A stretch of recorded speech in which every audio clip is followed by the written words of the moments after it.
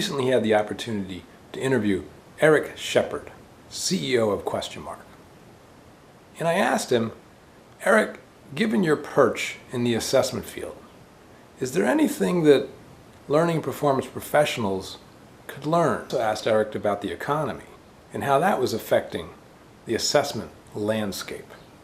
I asked him if he had any wisdom for us. And it looks like it's happening this time as well. When there's a bad economy, the training and development folks get hurt and hit first. And I wonder how that affects the assessment world, if at all. And is there any wisdom that you can share with us about that? I doubt I could share wisdom, but let me share some thoughts about this. The idea, we're certainly seeing that the learning budgets are being slashed. And so people are making more discriminatory choices about what they're going to buy and what they're not going to buy. And also what they're going to maintain and what they're not going to maintain. And I would say in the last quarter of 2008, the first month or two of 2009, we saw a lot of evidence coming from our corporate clients that were pointing to that. And from our sales process, we would think we're getting through the sales, but at the last moment, there would be kind of a budget block.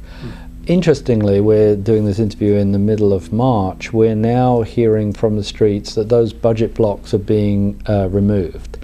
Now, it's difficult to detect at this point. Is it because people subscribe to the school of thought that if we can't measure it, we can't manage it? So we're going to still need to manage the skills and competencies in the workforce, so we better be measuring it. So maybe we can cut our learning budget, but let's find out what we have and what we need and just be more efficient, and so therefore measuring that would be important. Or is it just that they've been working on the project so long that everyone's just given up and said, okay, just let that project happen? It's difficult to detect exactly what's going on there. There are other forms of testing going on, though. There's the corporate workspace that you alluded to in the introduction, but there's also colleges and university testing that we're involved with. And there, on general, we're seeing about a 15% increase in registrations at colleges and universities. We're seeing, of the 2 million people that have been laid off in the last 3 or 4 months, they're going back to be reskilled, going back to learn more in order to provide a higher level of competencies to their employer.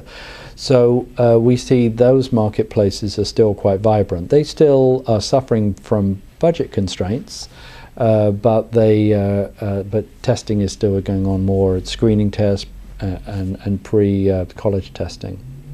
The other market that's being impacted by this is the pre-employment testing market and also the certification market. Now in pre-employment, what's happening is larger groups are unemployed.